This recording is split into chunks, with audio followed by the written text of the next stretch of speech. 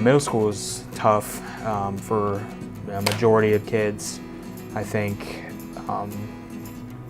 a lot of them do feel depressed and anxious. Anxiety is extremely high with these kids. If they haven't eaten the night before or they don't have electricity, they obviously can't use their Chromebooks.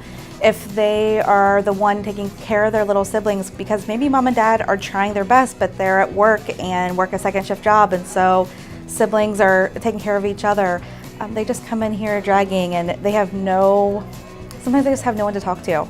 I think it's huge these days. I mean, obviously, kids who have good mental health, do better academically, want to come to school, enjoy coming to school.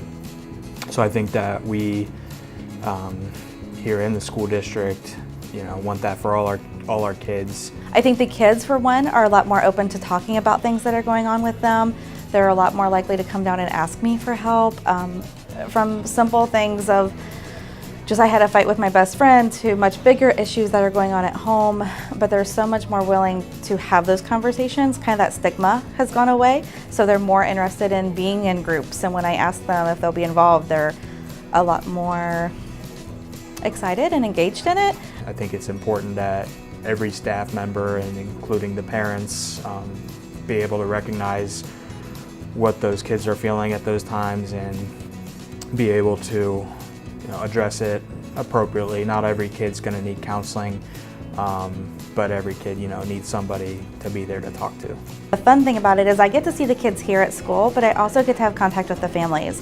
So that's probably one of my favorite parts, that I get to see them here, but if they're telling me things are going on at home, or if parents are calling me, I get to go do those home visits and really get to know the families in their environment where they're comfortable, sit down with them and address needs. I had one family who the kiddo broke their glasses, and the family just didn't financially have the means to get her new ones.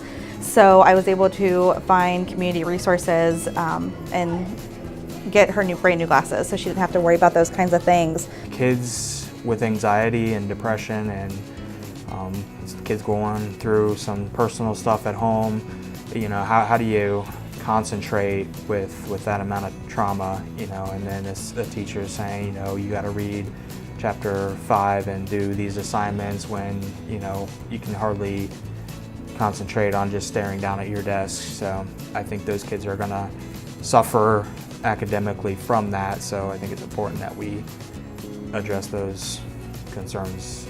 The fact that they offer this, and I don't know that the families and the kids understand what a big deal it is, but to be able to offer this to the kiddos who are kids who might have Medicaid can get those services. They can get counseling and stuff, but some of our kids that fall through the gaps because they might have private insurance but can't afford those co-pays, or just trying to get them there. This way they have that right there in the buildings accessible to them is such a huge benefit.